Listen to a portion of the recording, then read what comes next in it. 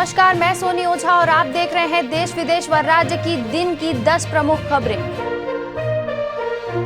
रायपुर में नए bus stand को लेकर विवाद जारी। नोटिस के बाद भी नहीं माने बस ऑपरेटर और दुकानदार, कल से तोड़फोड़ की कार्रवाई। दक्षिण क्षेत्रीय परिषद की बैठक आज, अमित शाह करेंगे अध्यक्षता। 26 मुद्दों पर होगी चर्चा, 6 राज्य के मुख्यमंत्री होंगे शामिल। दिल्ली एनसीआर के लोगों को 5 दिन तक नहीं मिलेगी वायु प्रदूषण से राहत। आज भी AQI 346 के पार। राजधानी रायपुर में डेंगू का कहर, 12 इलाके डेंगू के हॉटस्पॉट, तेजी से बढ़ रहे मामले। किताब विवाद पर सलमान खुर्शीद की सफाई, मैंने लिखा हिंदुत्व ISIS एक नहीं एक जैसे हैं, उनकी अंग्रेजी कमजोर तो मैं क्या करूं। मिस्र में फैल रहा बिच्छुओं का आतंक, डंक लगने से अब तक 3 लोगों की मौत, 500 से ज्यादा घायल।